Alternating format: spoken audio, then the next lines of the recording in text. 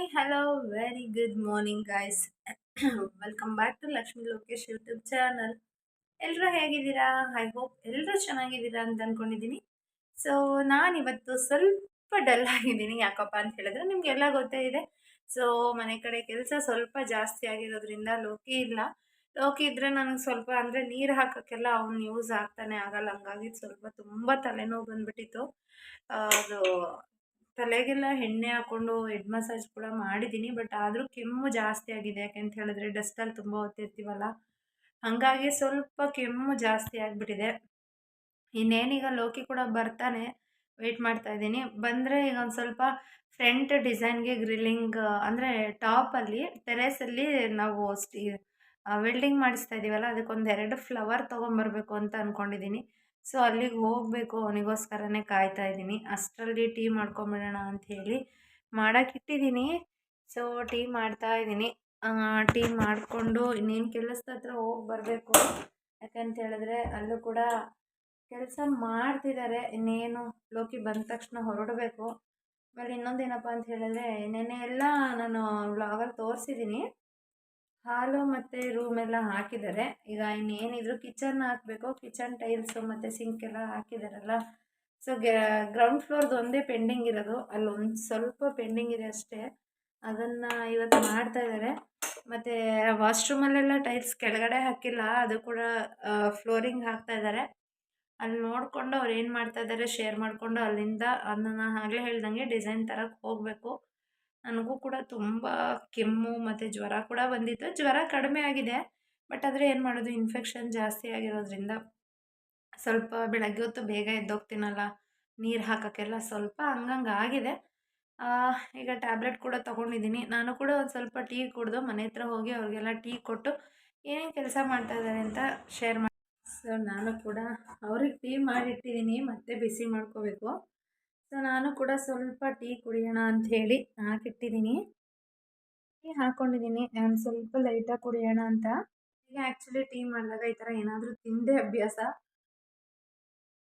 ನಾನು ಈ ಟೀ ಕುಡಿದು ಅಲ್ಲಿಗೆ ಹೋಗಿ ಬ್ಲಾಗ್ ಕಂಟಿನ್ಯೂ ಮಾಡ್ತೀನಿ ಬನ್ನಿ ಗೈಸ್. ಇನ್ನು ಟೀ ಮಾಡಿಕೊಂಡು ಮನೆ ಹತ್ರ ತೊಗೊಂಬರೋ ಅಷ್ಟರಲ್ಲಿ ನೋಡಿ, ಸೊ ಒಂದು ಫ್ಲೋರು ಮೇಲ್ಗಡೆಯಿಂದ ಅಂದರೆ ಸೆಕೆಂಡ್ ಫ್ಲೋರಿಂದ ಗ್ರೌಂಡ್ ಫ್ಲೋರಿಗೆ ಇಳಿದಿದ್ರು. ಆ್ಯಕ್ಚುಲಿ ಏನಂದರೆ ನಿನ್ನೆ ಮಳೆ ಬರ್ತಿತ್ತು. ಸೊ ಬೇಗ ಒಂದು ಸ್ವಲ್ಪ ಇದ್ದಂಗೆ ಬಿಟ್ಬಿಟ್ಟಿದ್ರು. ಈಗ ಬಿಸಿಲು ಬರ್ತಾಯಿದೆ, ನೋಡ್ತಿರ್ಬೋದು ನೀವು. ಇನ್ನು ರಿತಿಕ್ಷಾ ಆ್ಯಕ್ಚುಲಿ ಇವತ್ತು ಸ್ಕೂಲಿಂದ ಬೇಗ ಬಂದಿದ್ದಾಳೆ. ಯಾಕೆ ಅಂತ ಹೇಳಿದ್ರೆ ಎಕ್ಸಾಮ್ಸ್ ನಡೀತಿದೆಯಲ್ಲ, ಹಾಗಾಗಿ. ಇನ್ನು ಅವಳೇ ಒಂದು ಸ್ವಲ್ಪ ಅಮ್ಮಂಗೆಲ್ಲ ಕಾಲು ನೋವಲ್ಲ, ಚೇರೆಲ್ಲ ತೊಗೊಂಬರಲಿ ಅಂತ ಹೇಳಿದ್ದೆ. ಹಂಗಾಗಿ ತೊಗೊಂಬಂದು ಕೊಡ್ತಾಯಿದ್ದಾಳೆ. ಮನೆ ಕೆಲಸ ಅಂತೂ ಒಂದಾದ್ಮೇಲೆ ಒಂದು ಬೇಗ ಬೇಗನೆ ಮುಗೀತಾ ಇದೆ. ಯಾಕೆ ಅಂತ ಹೇಳಿದ್ರೆ ರೆಂಟ್ ಜಾಸ್ತಿ ಆಗಿರೋದ್ರಿಂದ ಬೇಗ ಮನೆಗೆ ಹೋದರೆ ಸಾಕಪ್ಪ ಅನ್ನೋ ಥರ ಆಗಿದೆ. ಇನ್ನು ಇದು ವಾಶ್ರೂಮ್ ನೋಡಿ, ಸೊ ಎಷ್ಟು ಚೆನ್ನಾಗಿ ಹಾಕಿದ್ದಾರೆ. ಕಾಂಬಿನೇಷನ್ ಅಂತೂ ನನಗಂತೂ ತುಂಬ ಇಷ್ಟ ಆಯಿತು. ನಿಮ್ಗೆ ಹೇಗೆ ಅನ್ನಿಸ್ತು ಅನ್ನೋದನ್ನು ಕೂಡ ಕಮೆಂಟಲ್ಲಿ ತಿಳಿಸಿ.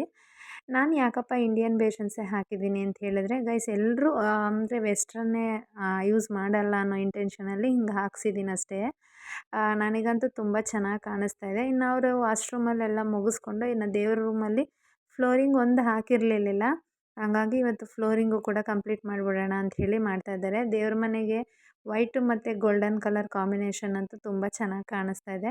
ಟೈಲ್ಸ್ ಒಂದು ಮುಗಿದ್ರೆ ಇನ್ನೇನಿದ್ರು ನಮಗೆ ಪೇಂಟಿಂಗು ಮತ್ತು ಎಲೆಕ್ಟ್ರಿಕ್ ಕೆಲಸ ಅಷ್ಟೇ ಇರೋದು. ಸೊ ಕೆಲಸ ನೋಡಿ ಹೆಂಗೆ ಕಾಣಿಸ್ತಾ ಇದೆ. ಇದು ಆ್ಯಕ್ಚುಲಿ ರೂಮು ಮತ್ತು ಹಾಲು ಎಲ್ಲ ನೆನ್ನೆ ನೈಟ್ ಮಾಡಿರೋದು. ಸೈಡಲ್ಲೆಲ್ಲ ಈಗ ಮಾಡಿದ್ದಾರೆ, ನೀವು ನೋಡ್ತಿದ್ದೀರಾ ಅಂತ ಅಂದ್ಕೊಂಡಿದ್ದೀನಿ. ಸೊ ಈಗ ಸೈಡ್ ಎಲ್ಲ ಫಿನಿಶಿಂಗ್ ಕೊಟ್ಟಿದ್ದಾರೆ. ಟೈಲ್ಸ್ ಕೆಲಸ ಅಂತೂ ಒಂದು ಸ್ವಲ್ಪ ಅಂದರೆ ಸ್ಟೇರ್ಕೇಸ್ದು ಒಂದು ಪೆಂಡಿಂಗ್ ಇದೆ. ಅದು ಬಿಟ್ಟರೆ ಇನ್ನೆಲ್ಲ ಆಗಿದೆ, ಆಲ್ಮೋಸ್ಟ್ ಆಗಿದೆ. ಸೈಡ್ ಕಟ್ ಮಾತ್ರ ಹಾಕಬೇಕು. ಆ ಕಡೆ ಅವರು ದೇವ್ರ ಮನೆಗೆ ಹಾಕ್ತಿದ್ರೆ, ಇನ್ನು ಇಲ್ಲಿ ಇವರು ಸೊ ಸೈಡ್ ಕಟ್ಟಿಂಗ್ ಎಲ್ಲ ಮಾಡಿಕೊಂಡು ಸೈಡ್ ಹಾಕ್ತಾಯಿದ್ದಾರೆ.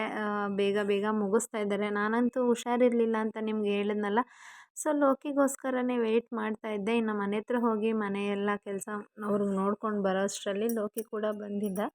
ಸೊ ಲೋಕಿ ಬಂದಮೇಲೆ ಇನ್ನು ಬೈಕಲ್ಲಿಯೇ ಹೋಗಿದ್ವಿ. ನಾನು ಆ್ಯಕ್ಚುಲಿ ಹಾಸ್ಪಿಟಲ್ಗೆ ಹೋಗಿ ಬರೋಣ ಅಂಥೇಳಿ, ಮತ್ತೆ ಲೋಕಿ ಸಂತೆಗೆ ಹೋಗ್ತೀನಿ ಅಂತ ಹೇಳ್ದ.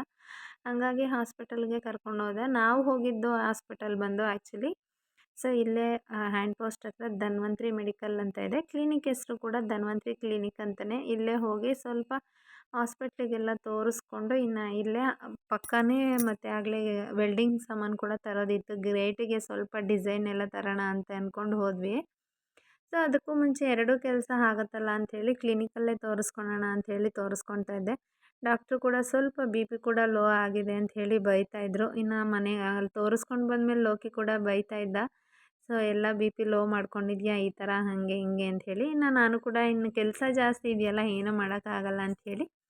ಸೊ ನಾವು ಬಂದಿದ್ದೆ ನೆಕ್ಸ್ಟು ಇಲ್ಲಿಗೆ ಬಂದು ಯಾವ ಥರ ಡಿಸೈನ್ ಹಾಕ್ಬೋದು ಅಂಥೇಳಿ ಸೆಲೆಕ್ಟ್ ಮಾಡ್ಕೊಳ್ತಾ ಇದ್ವಿ. ಇನ್ನು ಅಷ್ಟರಲ್ಲಿ ಆ್ಯಕ್ಚುಲಿ ಪಾಪುನ ಅಲ್ಲಿರೋ ಹುಡುಗನೇ ಎತ್ಕೊಂಡು ಆಟ ಆಡಿಸ್ತಾ ಇದ್ದ. ಋತ್ವಿಕ್ ತುಂಬ ಡೀಪಾಗಿ ಅವನ್ನೇ ನೋಡ್ತಾ ಇದ್ದಾನೆ, ಯಾರಿದು ಹುಡುಗ ಅಂತ ಹೇಳಿ. ಇನ್ನು ನೀವು ನೋಡ್ತಿದ್ದೀರಾ ನೋಡಿ, ಇದು ಆ್ಯಕ್ಚುಲಿ ನಾನು ಫಸ್ಟ್ ಕೇಳಿದ್ದು ಪಿಕಾಕ್ ಡಿಸೈನು. ಈಗೇನು ಅವ್ರು ತೊಗೊಳ್ತಾ ಇದ್ದಾರೆ ಆ ಡಿಸೈನ್ ಅವ್ರ ಹತ್ರ ಇದ್ದಿದ್ದು ಒಂದೇ.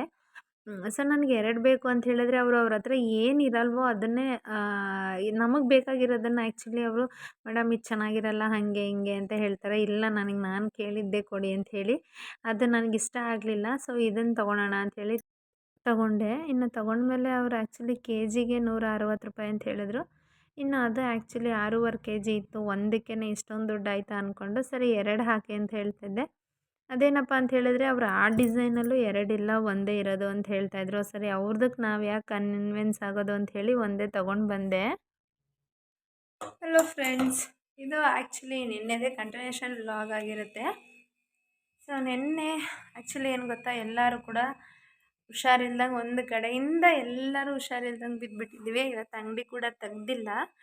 ಸೊ ಯಾಕಂತ ಹೇಳಿದ್ರೆ ಸ್ವಲ್ಪ ಹೆಲ್ತ್ ಇಶ್ಯೂಸ್ ಜಾಸ್ತಿನೇ ಇತ್ತು.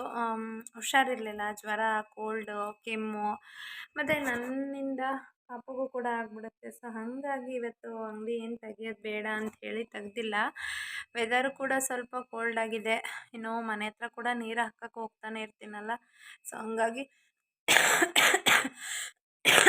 ಸ್ವಲ್ಪ ಕೆಮ್ಮು ಜ್ವರ ಜಾಸ್ತಿನೇ ಆಗಿಬಿಟ್ಟಿತ್ತು.